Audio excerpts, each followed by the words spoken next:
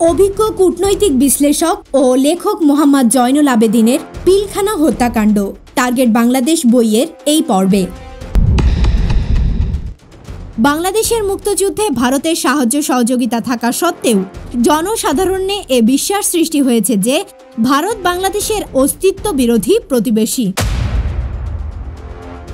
ভারতের বাংলাদেশ দখলের স্বপ্নই থেকে যাবে। বাংলাদেশ দখল করলে ভারতই ভেঙে যাবে।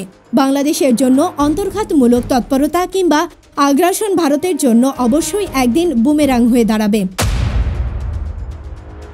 সরকারকে সতর্ক থাকতে হবে যাতে পিলখানা হত্যাকাণ্ডের জন্য যাতে কোনো নিরপরাধ বিডিআর জওয়ান অযথা হেনস্থা কিংবা শাস্তির শিকার না হয়। এ গ্রন্থে উত্থাপিত বিভিন্ন ধরনের তথ্য প্রমাণ আমাদের শিক্ষা দেয় যে পিলখানায় নির্মম হত্যাকাণ্ড ভারতের বাংলাদেশ বিরোধী নীল নকশার অংশবিশেষ। ভারত বহুমুখী আক্রমণাত্মক গোপন ও প্রকাশ্য তৎপরতার জন্য ভারতের কোনো প্রতিবেশীকেই তাকে নিরাপদ মনে করে না। বাংলাদেশের মুক্তিযুদ্ধে ভারতের সাহায্য সহযোগিতা থাকা সত্ত্বেও জনসাধারণে এ বিশ্বাস সৃষ্টি হয়েছে যে ভারত বাংলাদেশের অস্তিত্ব বিরোধী প্রতিবেশী। যথার্থভাবেই ভারতের বিরুদ্ধে এ অভিযোগ উঠেছে। রাজনৈতিক অস্থিরতা ও অস্থিতিশীলতা থেকে শুরু করে পিলখানা হত্যাকাণ্ড সহ বাংলাদেশে মানবসৃষ্ট সব দুর্যোগের মূল হোতা হল ভারত। কারণ বাংলাদেশকে লুণ্ঠন করা থেকে শুরু করে শিক্ষাঙ্গন ও রাজপথে সহিংসতা, শ্রমিক অসন্তোষ থেকে শুরু করে অন্তর্ঘাতমূলক দুষ্কর্ম প্রভৃতি ভারতের নীল নকশাও অর্থায়নে সংগঠিত হয়, যার ফলশ্রুতিতে ভারত বাংলাদেশকে দরিদ্র, অস্থিতিশীল, বিশৃঙ্খল রাখতে সক্ষম হয়েছে। তবে এসব অপকর্মের জন্য অধিকাংশ বাংলাদেশি ভারতকে তাদের জানি দুশ্মন মনে করে। এ মানসিকতা উদ্দেশ্যমূলকভাবে নয়, বরং ভারতের অপকর্মের যথার্থ কারণ স্বতঃস্ফূর্তভাবে সৃষ্টি হয়েছে। 1971 সন হতে এ পর্যন্ত ভারতীয় নীতি নির্ধারকরা কোনোভাবেই এমন একটি উদাহরণ সৃষ্টি করতে পারেনি যে ভারত বাংলাদেশের বিশ্বাসযোগ্য নির্দোষ বন্ধুরাষ্ট্র। ভারতীয় নেতৃবৃন্দ তাদের কথায় ও কাজে প্রমাণ করেছে যে বাংলাদেশিরা তাদের চক্ষুশূল। তবে তাদের এমন স্বপ্ন অবাস্তব যে আগ্রাসী ও জঘন্য পন্থা অবলম্বন করে তারা বাংলাদেশকে চিরন্তনভাবে নিয়ন্ত্রণে রাখতে সক্ষম হবে। এমন দিন আসবে যখন বাংলাদেশের সাধারণ মানুষ ভারতের সম্প্রসারণবাদী নীতি ও দুশ্মনের প্রত্যুত্তরে ভারতের বিরুদ্ধে ইস্পাত কঠিন প্রতিরোধ গড়ে তুলবে, যা সমগ্র দক্ষিণ এশীয় অঞ্চল বিশেষত ভারতের জন্য মরণবাণ হিসাবে আবির্ভূত হবে। সুতরাং ভারতীয় নীতি নির্ধারককে বাংলাদেশের সাথে আচরণে আরও শুভবুদ্ধি ও দূরদৃষ্টি সম্পন্ন হতে হবে। বাংলাদেশ সহ তাদের সব প্রতিবেশী দেশের ব্যাপারে তাদের সামগ্রিক নীতি ও ভারতের স্বার্থেই সংশোধিত ও পুনর্নির্ধারিত হওয়া দরকার। ভারতীয় বাংলাদেশি জনগণের মনস্তত্ত্ব ও ইতিহাস আবারও পড়তে হবে। এই অঞ্চলের অন্য কোনো জাতি একান্তভাবেই তাদের নিজস্ব স্বাধীন সার্বভৌম স্বদেশ গঠনের জন্য সশস্ত্র রক্তাক্ত যুদ্ধের মাধ্যমে তাদের পূর্বপুরুষদের সৃষ্ট দেশ ভেঙে দেয়নি।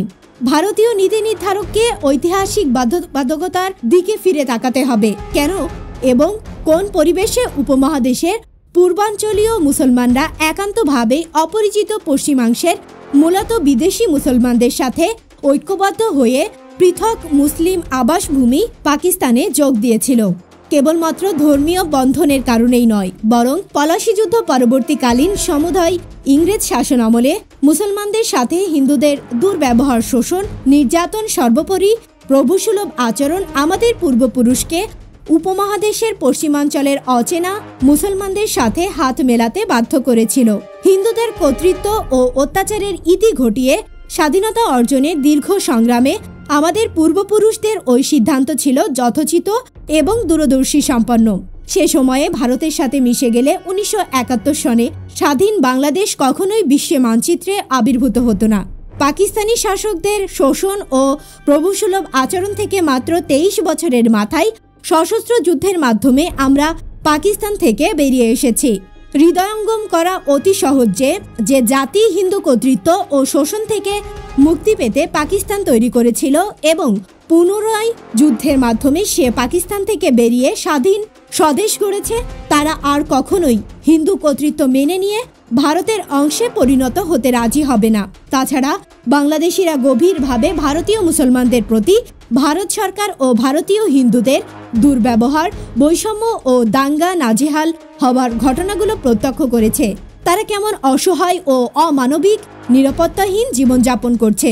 বনেদি ধনাঢ্য মুসলিম পরিবারগুলো ক্রমাগত বঞ্চনা, বৈষম্য, দাঙ্গা হাঙ্গামার মুখে নিঃস্ব হয়ে গেছে।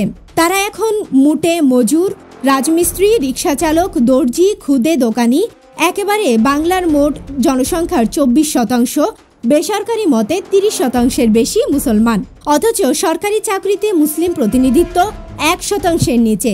অন্যদিকে গত 38 বছরে স্বাধীন বাংলাদেশের অতি সাধারণ মানুষও ভারতীয় মুসলমানদের তুলনায় কয়েক দশক এগিয়ে গেছে। বাংলাদেশের সাধারণ মানুষ এ বিষয়গুলো পর্যবেক্ষণ করে, হিসেব রাখে। সুতরাং ভারতের বাংলাদেশ দখলের স্বপ্নই থেকে যাবে। বাংলাদেশ দখল করলে ভারতই ভেঙে যাবে। বাংলাদেশের জন্য অন্তর্ঘাতমূলক তৎপরতা কিংবা আগ্রাসন ভারতের জন্য অবশ্যই একদিন বুমেরাং হয়ে দাঁড়াবে। বাংলাদেশ বিরোধী নীতি এদেশের জনগণের মধ্যে ভারত বিদ্বেষকেই সুদৃঢ় করবে। ভারত যে বাংলাদেশের চিরশত্রু সে বাস্তবতা জনগণের মনস্তত্ত্বে আরও শক্তভাবে দানা বাঁধবে। সুতরাং ভারতের জন্য মঙ্গলজনক উপায় হচ্ছে বাংলাদেশ বিরোধী আগ্রাসী নীতি পরিহার করে কথা নয়, বাস্তবে প্রকৃত মৈত্রী ও সহযোগিতামূলক পন্থা অনুসরণ করা। বাংলাদেশ বিরোধী প্রকাশ্য অপ্রকাশ্য চক্রান্ত অথবা সংঘাত কিংবা আগ্রাসী নীতি ভারতের স্বার্থ তথা অস্তিত্বের জন্য প্রতিকূল ও হয়ে দাঁড়াবে। তথাকথিত অখণ্ড ভারত প্রতিষ্ঠার অলীক স্বপ্ন পরিহার করে বাঁচ এবং বাঁচতে দাও তথা সহাবস্থানের নীতি অনুসরণেই ভারতের জন্য অধিক কল্যাণকর হতে পারে। ভারতের সাথে সম্পর্কের ক্ষেত্রে বাংলাদেশি নীতি নির্ধারকদের আরও কৌশলী, সাবধানী, বিচক্ষণী ও দূরদৃষ্টি সম্পন্ন হতে হবে। 1971 সনে সাহায্য করেছে এমন পুঁজি ব্যবহার করে আমাদের স্বাধীনতা, সার্বভৌমত্বের ওপর হাত বাড়ানোর ভারতীয় প্রবণতা রুখতে হবে। আমাদের নীতি নির্ধারকদের কেবল কথা নয়, কাজে এবং বাস্তবে আরও স্বদেশী এবং জনমুখী হতে হবে। তাদের অনেকেই ভারতপন্থী, পাকিস্তানপন্থী কিংবা আমেরিকাপন্থী হিসাবে চিহ্নিত। এ ধরনের অভিযোগ কেবল তাদের জন্যই অপমান ও দুর্ভাগ্যজনক নয়, বরং দেশ ও জাতির জন্য আত্মহত্যা বিশেষ। এ ধরনের লেজরবৃত্তিমূলক সম্পর্কের কারণে কোনো শক্তির কাছে আমাদের কৌশলগত দীর্ঘমেয়াদী জাতীয় স্বার্থ বিকিয়ে দিতে হচ্ছে। পিলখানা হত্যাকাণ্ড সম্পর্কিত তদন্ত কমিটির প্রতিবেদনে পরোক্ষভাবে এমন ইঙ্গিত দেয়া হয়েছে যে সরকার যেন কোনো কিছু লুকাতে চাইছে, যে প্রেক্ষিতে তদন্ত কমিটিগুলো আরও তদন্ত চালানোর জন্য সরকারকে পরামর্শ দিয়েছে। দুটি তদন্ত কমিটি সরকারকে যে বার্তা দিয়েছে সেটা সরকারকে অনুধাবন করতে হবে। আমাদের নীতি নির্ধারকরা বহিঃশক্তির লেজুর হলে তারা মনস্তাত্ত্বিকভাবে তাদের প্রতি আনুগত্য ও দুর্বল থাকবেন বিধায় বহুরূপী শত্রুদের বিরুদ্ধে দেশের স্বার্থ ও অস্তিত্ব রক্ষার জন্য যথাযথ ও দৃঢ় পদক্ষেপ গ্রহণে ব্যর্থ হবেন। আমাদের আসল শত্রুকে তা নির্ধারণ ও চিহ্নিত করে তাকে মোকাবেলা করতে নির্ভয়ে কর্মসূচি গ্রহণ করতে হবে। পিলখানা হত্যাকাণ্ড আমাদের নীতি নির্ধারকদের জন্য একটি মহাশিক্ষা রেখে গেছে। আমাদের শত্রুপক্ষ আমাদের স্বার্থ ও অস্তিত্বে আঘাত হানার জন্য মরণঘাত হানতে কত দূরে যেতে পারে সে বাস্তবতা নীতি নির্ধারকদের অনুধাবন করতে হবে। যে সব ভুল ভ্রান্তি ও ব্যর্থতার সুযোগ নিয়ে আমাদের শত্রুরা এত ক্ষতি করে গেল সেগুলো শুধরে নিতে হবে, যাতে ভবিষ্যতে তারা অন্য কোনো ক্ষেত্রে এমন নারকীয় কাণ্ড ঘটাতে না পারে।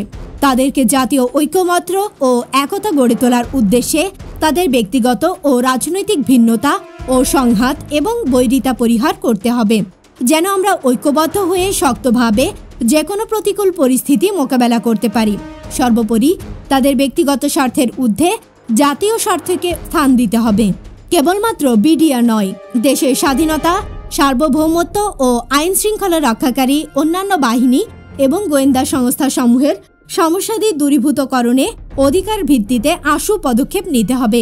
পিলখানার মতো আর কোনো বিয়োগাত্মক ঘটনার পুনরাবৃত্তির সুযোগ দেওয়া যাবে না।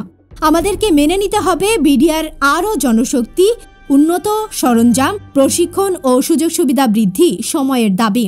তাদের বেতন ও অন্যান্য সুযোগ সুবিধা সম্মানজনক ও গ্রহণযোগ্য পর্যায়ে নিয়ে যেতে হবে।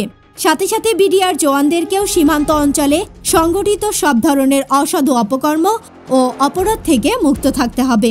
তাদেরকে অপকর্মের মাধ্যমে প্রাপ্ত ব্যক্তি স্বার্থের ঊর্ধ্বে জাতীয় স্বার্থকে স্থান দিতে হবে।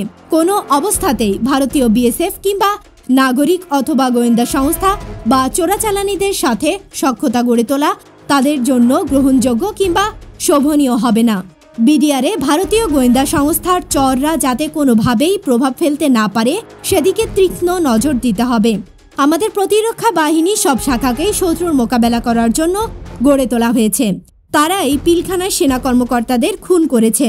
পিলখানায় ওই হত্যাকাণ্ড ছিল বাংলাদেশের বিরুদ্ধে পরিচালিত অঘোষিত যুদ্ধ। বিডিআর ও সেনাবাহিনী একই অপশক্তির শিকার, যা উদ্দেশ্যমূলকভাবে বিডিআরকে সেনাবাহিনীর বিপক্ষে লেলিয়ে দিয়েছে। পিলখানায় সংগঠিত হত্যাকাণ্ডের স্মৃতি ও ক্ষতচিহ্ন সহজে মুছে ফেলার নয়। আরও রক্তপাত বা শোক বহনের আর কোনো স্থান আমাদের হৃদয়ে নেই। তথাপি আমাদের স্মৃতিকে সজীব করে রেখে আমাদের নতুন উদ্যমের সামনে এগিয়ে যেতে হবে। তদন্ত কমিটির উদ্ঘাটিত তথ্য ও পরামর্শের জন্য সময় নষ্ট না করে অনতিবিলম্বে সংশোধন ও প্রতিষেধকমূলক পদক্ষেপ গ্রহণ করতে হবে। কেননা কোনো কোনো ক্ষেত্রে এমন ব্যাপক দুর্বলতার তথা ফাঁক রয়েছে যার ত্বরিত সংশোধন জরুরি। সরকারকে সতর্ক থাকতে হবে যাতে পিলখানা হত্যাকাণ্ডের জন্য যাতে কোনো নিরপরাধ বিডিআর জওয়ান অযথা হেনস্থা কিংবা শাস্তির শিকার না হয়।